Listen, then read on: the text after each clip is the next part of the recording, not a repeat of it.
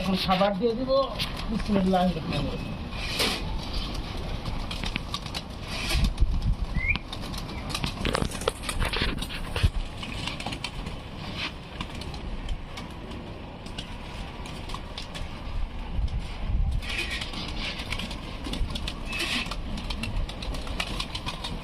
পর্যাপ্ত পরিমাণ খাবার দিবেন। আপনাদের কবুতরের সংখ্যা প্লাস কবুতরের স্বাস্থ্য যাতে ভালো থাকে সেদিক চিন্তা করে যতটুকু খাবারের প্রয়োজন ঠিক ততটুকু খাবার দিবেন, কারণ কম খাবার দিলে কবুতরের শারীরিক গঠন সব কিছু নষ্ট হয়ে যাবে। আর এখন যেহেতু মল্টিংয়ের সময় আপনারা আপনাদের কবুতরের যে পাখার গঠন বা পাখা যাতে ঠিকভাবে উঠে সেদিকে বিশেষভাবে লক্ষ্য রাখবেন, এবং সে পাখার গঠন যাতে ভালো হয় সেজন্য যে সকল খাবার দরকার সে সকল খাবার দেওয়ার চেষ্টা করবেন।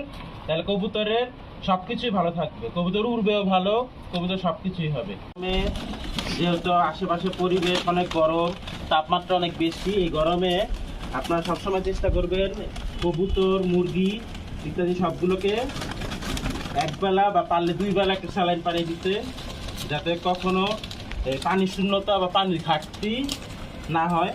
কারণ এই গরমে আপনার আমার সবারই খারাপ লাগে, তো পশু পাখিরাও লাগতে পারে। সেহেতু আপনারা সবসময় চেষ্টা করবেন এই কবুতর, মুরগি ইত্যাদি সবাইকে একটু স্যালাইন পানি দেওয়ার, দিলে ওদেরও যে পানির তৃষ্ণার যে অভাবটা বা পানির যে একটা অভাব সেটা পূরণ হয়ে যাবে। তখন ইনশাল্লাহ কবুতরের শরীর স্বাস্থ্য সব কিছু ঠিক থাকবে। আপনারা এই দিকে বিশেষভাবে লক্ষ্য রাখবেন। ধন্যবাদ।